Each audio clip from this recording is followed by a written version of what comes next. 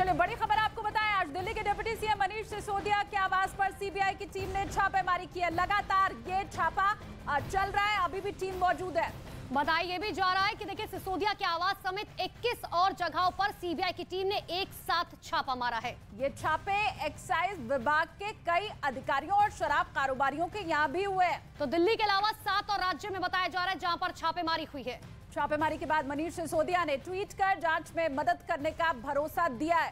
साथ इन छापों को लेकर केंद्र सरकार पर भी हमला बोल दिया और पिछले करीब 9 घंटे से छापेमारी की कार्रवाई लगातार जारी है। सीबीआई के अधिकारी कई जगहों पर इस कार्रवाई में एक साथ जुटे हुए हैं। बड़ी खबर इस वक्त की, सुबह 7:30 बजे के करीब सीबीआई की जो टीम थी वो मनीष सिसोदिया के आवास पर पहुंची थी और तब से लेकर अब तक 9 घंटे से ऊपर का वक्त बीत चुका है। तो कई अधिकारियों पर भी सीबीआई की तरफ से छापेमारी की जा रही है। लेकिन देखिए आइए अब आपको ये बताते हैं कि सीबीआई की कहां-कहां रेड चल रही है। दिल्ली के डिप्टी सीएम मनीष सिसोदिया के आज सीबीआई की रेड इस वक्त चल रही है और इसके साथ ही दिल्ली के पूर्व आबकारी आयुक्त ए गोपी कृष्णन की यहाँ भी सीबीआई की रेड जो है वो चल रही है। 7 राज्यों में सीबीआई की रेड चल रही है, उसकी जानकारी आपको हम दिखा रहे हैं।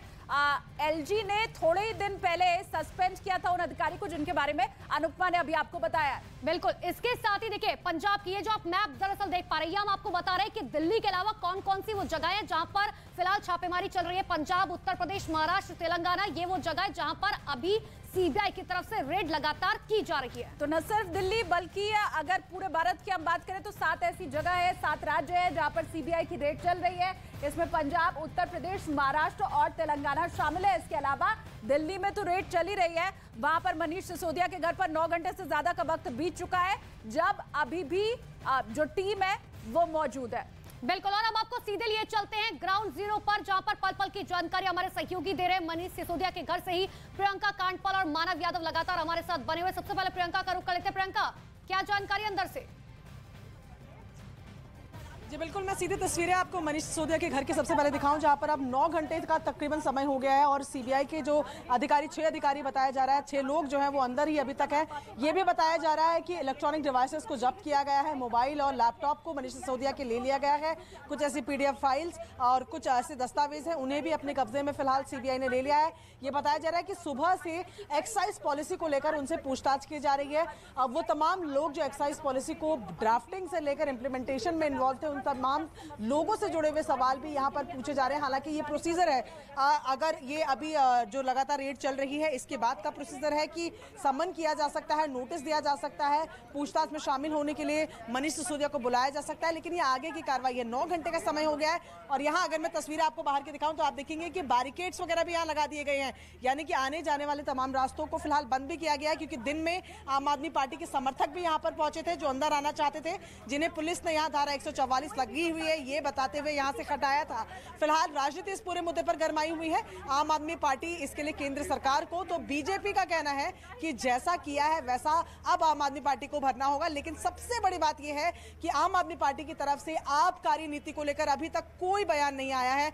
आम आदमी पार्टी इस चीज को मेंटेन किए हुए है कि दिल्ली में जो शिक्षा मॉडल को लेकर मनीष सिसोदिया काम कर रहे हैं उसको टारगेट कर रही है केंद्र सरकार। जी प्रियंका, लौटते हैं आपके पास, मानव आपके पास भी मैं लौटूंगी, लेकिन उसके पहले दर्शकों को महत्वपूर्ण जानकारी भी दे देते हैं। देखिए सुबह कितने बजे सीबीआई की रेड शुरू हुई थी, उस वक्त क्या क्या हुआ था, ये पूरी जानकारी आपको हम देते हैं। बिल्कुल, देखिए सुबह करीब 7:30 बजे का समय बताया जा रहा है जब सिसोदिया के घर पर सीबीआई की टीम पहुंची। सीबीआई के 6 अधिकारियों की सिसोदिया से पूछताछ लगातार जारी है और इतना ही नहीं, आबकारी नीति को लेकर सिसोदिया से सवाल जवाब जो है किए जा रहे हैं। सीबीआई अधिकारियों ने लिखित बयान दर्ज किया है मनीष सिसोदिया का, और मनीष सिसोदिया के घर से हालांकि कोई सामान अभी तक जब्त नहीं किया गया, जो जानकारी निकलकर सामने आई है। ऑफिस में पूछताछ के लिए सीबीआई नोटिस देगी, ऐसी भी खबर है। और एक्साइज के देखिए पूर्व डिप्टी कमिश्नर की गाड़ी से पेपर जो है जब्त किए गए हैं, यानी कि उनके से भी लगातार जो है पूछताछ की जा रही है।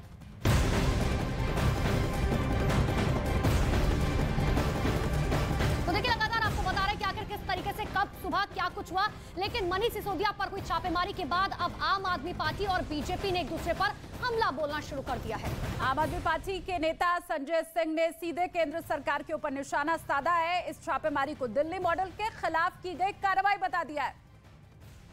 तो देखिए लगातार अब बीजेपी और आम आदमी पार्टी आमने सामने। एक तरफ सीएम केजरीवाल ये कहते हुए साफ तौर पर नजर आए कि देखिए अब जो है ये बदले की कार्रवाई की जा रही, जो शिक्षा मॉडल हम लेकर आए थे वो जो है रास नहीं आ रहा, लेकिन अब ऐसा नहीं होगा। इसके लिए एक मिस्ड कॉल नंबर भी बाकायदा जारी किया गया सीएम की तरफ से।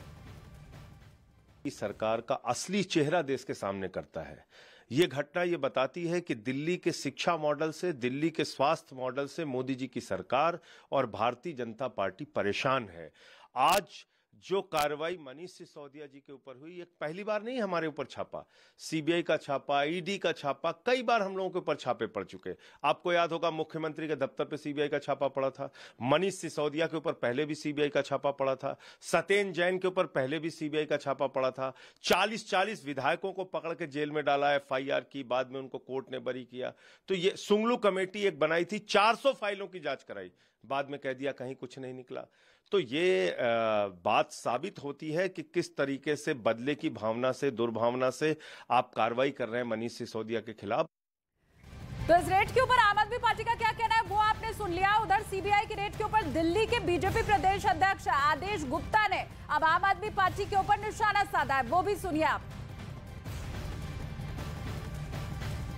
रिहायशी इलाके के अंदर, स्कूलों के पास, मंदिरों के पास, धार्मिक स्थलों के पास शराब के ठेके खोलने का पाप दिल्ली में अरविंद केजरीवाल सरकार ने किया है। और ये पाप को छुपाने के लिए, अपने भ्रष्टाचार घोटालों को छुपाने के लिए ये जो बातें कर रहे हैं, ये इस तरह केजरीवाल सरकार अब बिल्कुल उसका खुलासा हो गया है, एक्सपोज हो गई है। बीजेपी अब आमने सामने है, लेकिन आइए अब आपको ये बताते हैं कि दिल्ली सरकार की वो नई शराब नीति क्या है जिसको लेकर ये विवाद शुरू हुआ।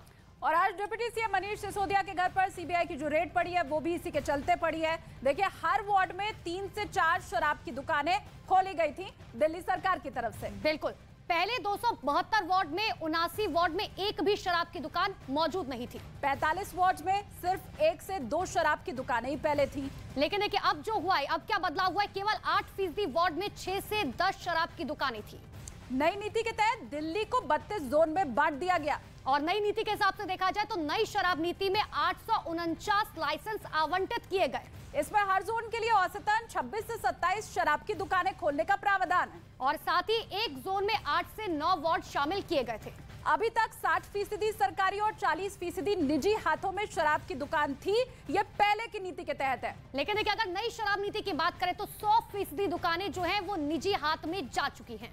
दिल्ली में शराब पीने की उम्र सीमा 25 साल पहले थी, उसे भी घटा दिया गया, उम्र सीमा 21 साल कर दी गई। इतना ही नहीं, होटल्स की बात करें तो होटल में 24 घंटे शराब की बिक्री फिलहाल हो रही थी। तो यही वो तमाम सवाल हैं जिनके चलते आम आदमी पार्टी को घेरा जा रहा है। मानव भी मनीष सिसोदिया के घर के बाहर इस वक्त मौजूद है, उनका भी रुख कर लेते हैं। मानव, अपडेट अंदर से आपके पास क्या है?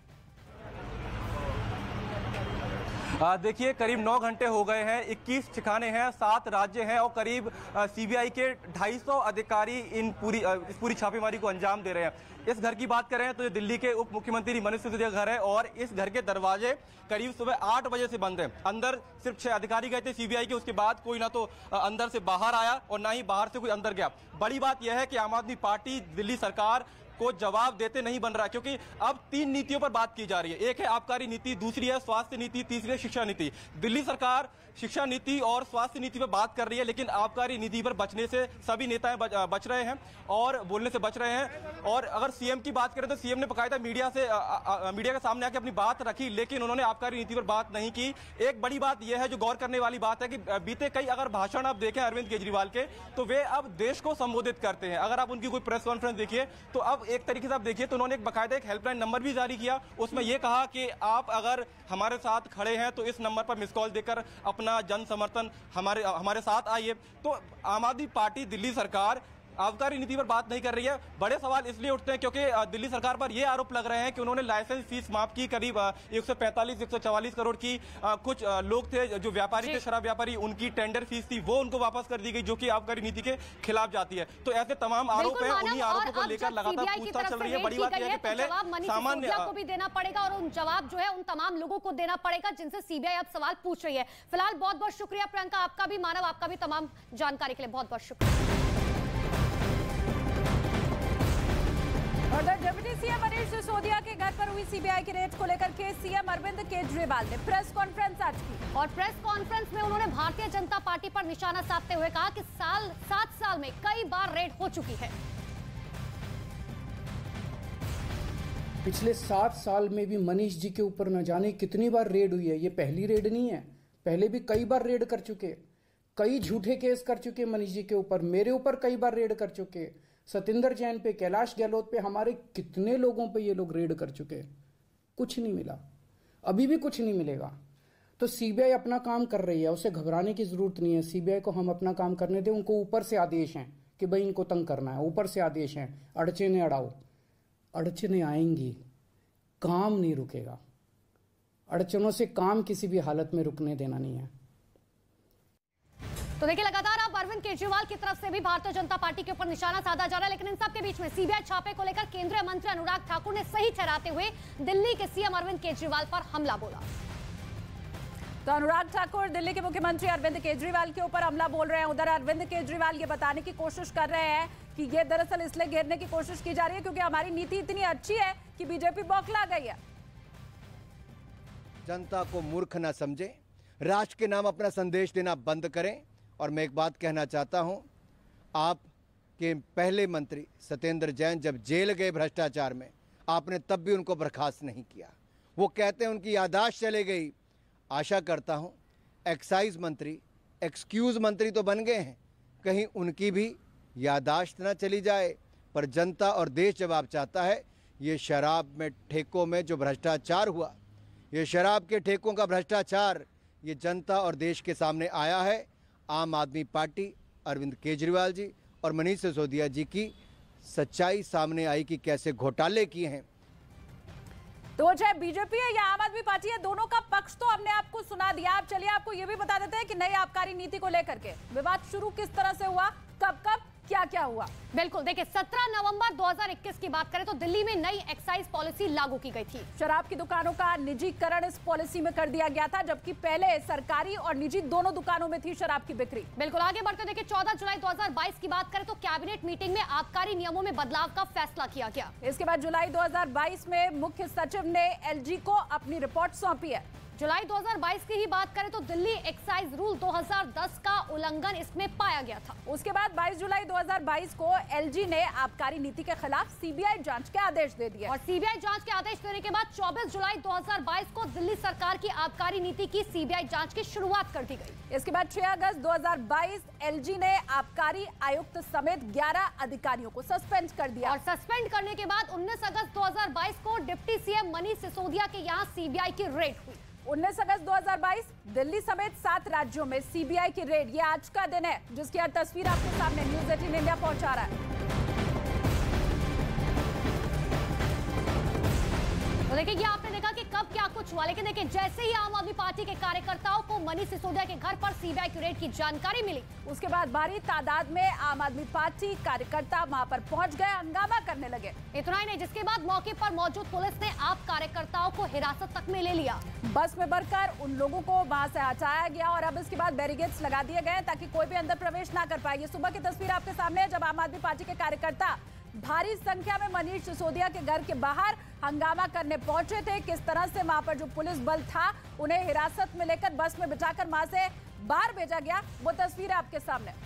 तो ये तस्वीर आपको दिखा रहे हैं सिसोदिया के आवास की तस्वीरें। जिस वक्त सुबह सवेरे ये रेड हुई और जैसे ही जानकारी इन कार्यकर्ताओं को मिली, तुरंत ये लोग पहुंच गए और वहां पर हंगामा करने लगे। हालांकि पुलिस ने किसी तरीके से मौके पर मौजूदा हालात को संभालते हुए वहां से इन लोगों को हटाया। तो डिप्टी सीएम मनीष सिसोदिया पर नई शराब नीति को लेकर के आरोप लग रहे हैं, जिसके बाद आज सीबीआई की टीम ने उनके घर के साथ साथ 21 जगहों पर छापेमारी की है। तो आइए आपको सबसे पहले ये बताते हैं कि मनीष सिसोदिया पर क्या 5 बड़े आरोप लगे हैं। सबसे बड़ा और सबसे पहला आरोप, शराब माफियाओं के 144 करोड़ माफ कर दिए गए। इतना ही नहीं, इंपोर्टेड बियर के दाम घटा दिए गए। ये दूसरा बड़ा आरोप मनीष सिसोदिया पर लगा। तीसरा आरोप, शराब नीति में नियम तोड़कर बदलाव किया गया है। और यही वजह है कि देखिए चौथा बड़ा आरोप जो लगा वो ये लगा कि पुराने लाइसेंसधारियों को वक्त दिया गया और शराब माफियाओं के 30 करोड़ रुपए भी माफ किए गए। ये 5वां आरोप लगातार मनीष सिसोदिया पर। तो ये बड़े आरोप लगे। इस खबर के बारे में लगातार आपको जानकारी दे रहे हैं।